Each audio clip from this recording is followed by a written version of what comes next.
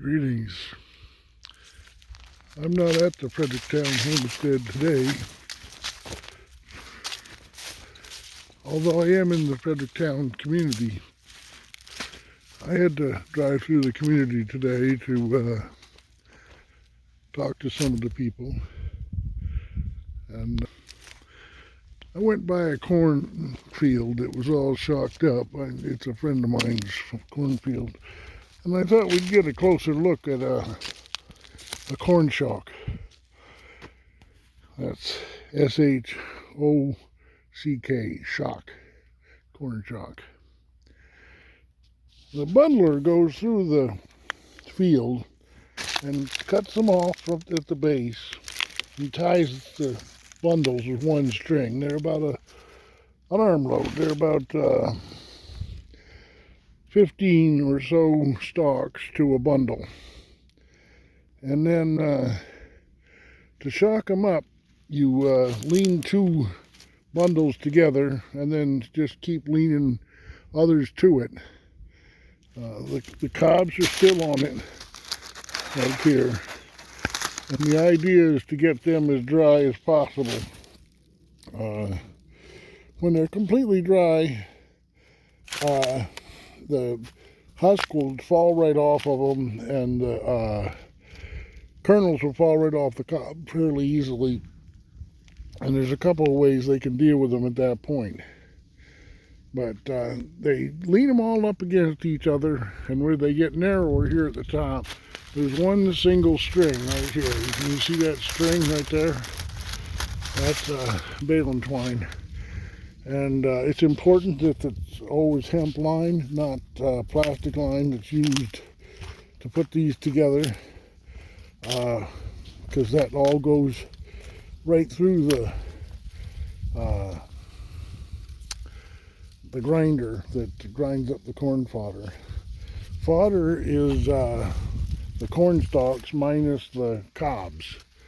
When they take the cobs off, what's left is fodder, and that's usually ground and blown and used for bedding and lower quality feed for like pigs.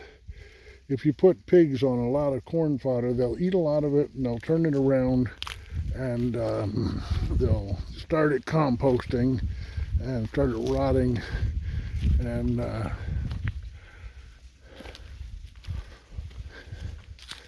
this is the way the Amish do it, because they don't use tractors. They do it by horse-drawn equipment. The bundler that goes along and cuts and bundles it is a machine that's older than I am. I'm born in 1951. And then they load it on a flatbed cart pulled by a team of horses and take it back to the farm. That's after the snow falls, usually in February, January, February. This will go into the farm. And the corn cobs will be taken off either mechanically or manually, by hand. They do it both ways. There is a machine that you can feed these stalks into, these smaller bundles.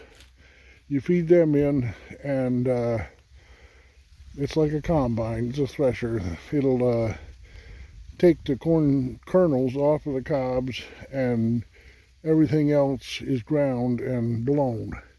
That's a thresher, and that's one way they do it. The other way they do it is more old-fashioned, I guess. They'll go through and actually pick off the corn cobs, leave the kernels on them, put the cobs in the corn crib, and use the fodder whole. That's if they don't have a thresher. But this isn't the only way that they deal with their corn. Just down the road here, the other side of this cornfield here, actually, they've driven right through with their flatbed wagon, and driving right over the ones that they've already harvested. But the way they harvest it is they go through by hand, and they just grab the corn. I don't know if I can do it one-handed. They grab the corn, twist it down like that, and pull the husk off really quick.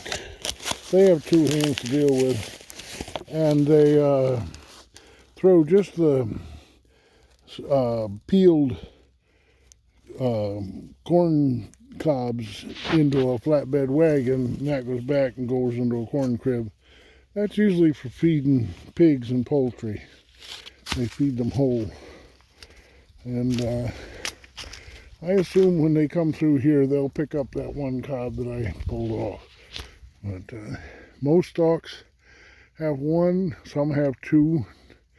Usually the ones on the edge of the field are the only ones that have multiple on one stalk, but it's pretty much a stalk. Each stalk has one in the middle of the field like this. And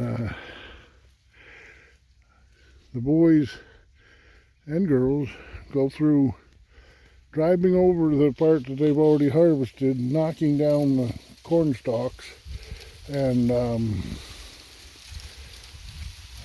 picking the stuff as they go, and then they come back and they do another row. I say, that's the width of a wagon or more.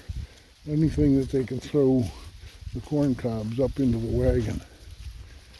So I just thought I'd like to show you that. Sorry the sun's on the wrong side, but that's the way corn is shocked, and somewhat the why it's shocked. It's shocked to dry it, and it won't dry as long as it's connected to the ground, to the roots. But once it's severed off, it starts to dry pretty good. This will be taken in after snow falls in February or January, late January, early February. These corn shocks will all be hauled into the barn and dealt with. All right, God bless.